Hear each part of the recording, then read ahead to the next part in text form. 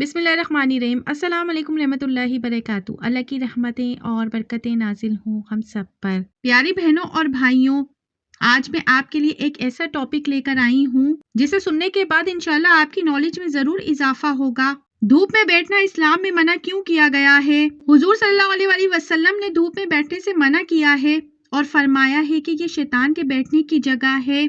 आज जदीद medical science ने ये बात साबित कर दी कि जो लोग सर्दियों में कभी धूप में बैठते हैं वो किन नुकसानात का शिकार होते हैं।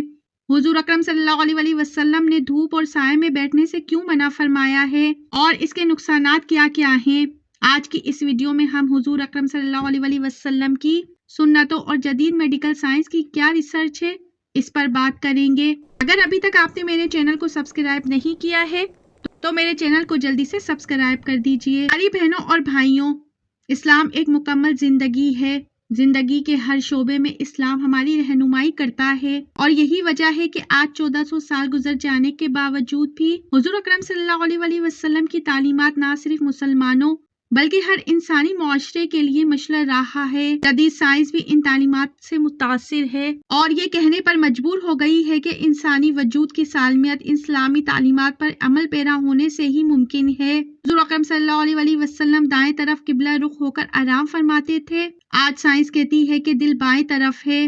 अगर इंसान बाएं तरफ लेटे तो दिल की बीमारियां पैदा होने का भी खतरा होता है, क्योंकि बाएं करवट लेटने से मैदा और आंतों का बोझ दिल पर पड़ता है, जिसकी वजह से दौरान खून और दिल की हरकत में कमी वाक़या होती है।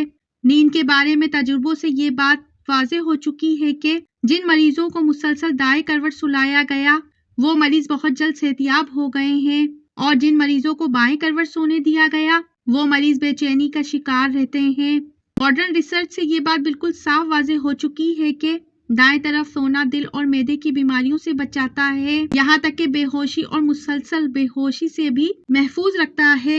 इसी तरह हुजूर अकरम सल्लल्लाहु अलैहि वसल्लम का बिस्तर मुबारक नरम न था। आप सल्लल्लाहु अलैहि वसल्लम का बिस्तर चमड़े का बना हुआ था। हजरत उमर रज़ियल्लाहु तआला अन्हा से मरवी है कि उन्होंने कहा कि एक मर्तबा में नबी करीम सल्लल्लाहु अलैहि वसल्लम की खिदमत में हाजिर हुआ तो आप सल्लल्लाहु अलैहि वसल्लम एक बनी हुई चटाई पर लेटे आराम फरमा रहे थे। आप सल्लल्लाहु अलैहि वसल्लम की पुश्ते अनवर और इस चटाई के दरमियान कोई बिस्तर ना था। चटाई के निशान आप सल्लल्लाहु अलैहि वसल्लम के पहलू पर जाहिर हो रहे थे। चमड़े के तकिए पर टेक लगाए हुए थे जिसमें खजूर की छाल भरी हुई थी। इस हदीस से ये बात वाज़ेह होती है कि रसूलुल्लाह सल्लल्लाहु अलैहि वसल्लम आरामदा बिस्तर इस्तेमाल नहीं फरमाते थे। आज साइंस ने इस बात को साबित कर दिया है कि आप सल्लल्लाहु अलैहि वसल्लम का ये मामूल मेडिकल उसूल के मुताबिक बेशुमार फवाइद पर मुश्तमिल था। साइंसी माहिरीन ने अपनी रिसर्च में आरामदेह बिस्तर का नुकसान कुछ इस तरह बयान किया है कि जब एक चुस्त और चलता फिरता इंसान आरामदेह बिस्तर इस्तेमाल करता है तो इसके जोड़ ढीले पड़ जाते हैं, वो जिंदगी के आम मामूल में सुस्त हो जाता है। बहुत ज्यादा नरम और आरामदाह बिस्तर से गुर्दे पर भी बहुत बुरा असर पड़ता है, यहाँ तक कि गुर्दे की नालियों में एक पेचीदा वरम और सूजन पैदा हो जाती है। आरामदाह बिस्तर रीढ़ की हड्डी को बहुत नुकसान पहुंचाता है। बच्चों की हड्डियां नरम होती हैं, अगर इनको आरामदेह बिस्तर इस्तेमाल किया जाए तो इनकी हड्डियां टेढ़ी हो जाती हैं और पूरी जिंदगी माजूरी इनका मुकद्दर बन जाती है। अमेरिकन काउंसिल फॉर हेल्थ ने अपनी नई रिपोर्ट में चमड़े का जिक्र भी किया है।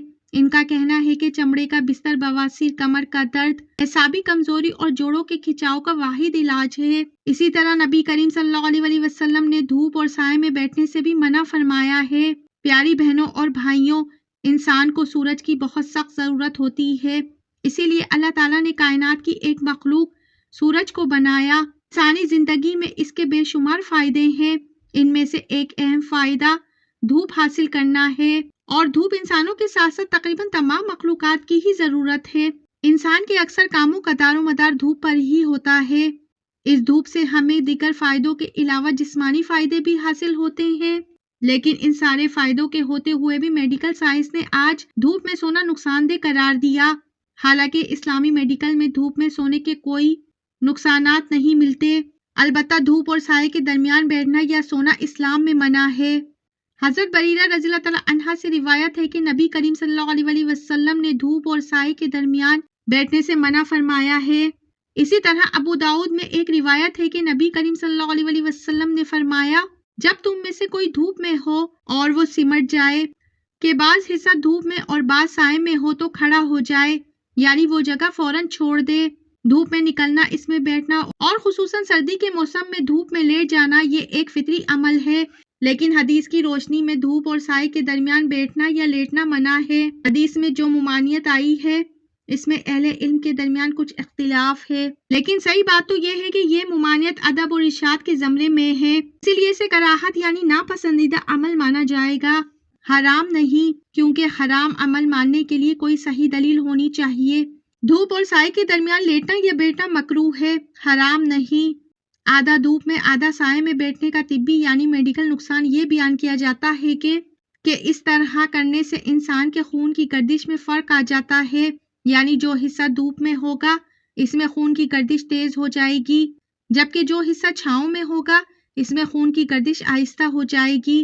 لازمی سی بات ہے کہ جسم کی گردش کا دو رخ ہونا اس کے لیے بیماری کا سبب بن سکتا ہے۔ سبحان اللہ، کیا حکمتیں ہیں فرمانے رسول اللہ صلی اللہ علیہ وسلم میں۔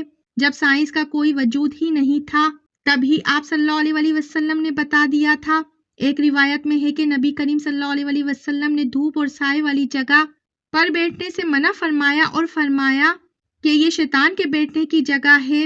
اس روایت میں شیطان کے بیٹھنے کی جگہ سے مراد یہ ہے کہ شیطان جسے پریشان کرنا چاہتا ہے اس کو ایسی جگہ پر بیٹھنے یا لیٹنے کی طرف راغب کرتا ہے، اور گویا ایسی جگہ پر کسی شخص کے بیٹھنے یا لیٹنے کا سبب شیطان بنتا ہے، اور ایسا کرنے سے شیطان اپنے مقصد میں کامیاب ہو جاتا ہے۔ اس کا تو مقصد ہوتا ہے کہ وہ کسی شخص کو تکلیف یا دکھ میں مبتلا کرے، کیونکہ شیطان جس طرح انسان کے دین کا دشمن ہے اسی طرح اس کے بدن پر بھی برا اثر ڈالتا ہے۔ خلاصہ یہ ہے کہ آپ صلی اللہ علیہ وسلم کا یہ حکم طبی اعتبار سے ہے، کیونکہ اس میں نقصان کا اندیشہ ہے، ورنہ شرعاً اس طرح کرنے میں کوئی گناہ نہیں، بلکہ اس سے بچ جانا بہتر ہے، یعنی یہ حکم واجبی اور تاکیدی نہیں ہے۔ اسی طرح نبی کریم صلی اللہ علیہ وسلم نے اوندھے منہ لیٹنے سے بھی منع فرمایا ہے۔ الٹے منہ لیٹنے سے تمام اعضاء ہضم اور اعضاء رسیہ اوندھے اور بے ترتیب ہو جاتے ہیں، اور اس کا سب سے پہلا نقصان دماغ پر پڑتا ہے۔ دماغی لہریں اپنی ترتیب سے ہٹ کر دوسری منفی یعنی نیگیٹو رخ اختیار کر لیتی ہیں، حالانکہ وہ مسلسل مثبت انداز سے انسان کو فائدہ پہنچاتی ہیں۔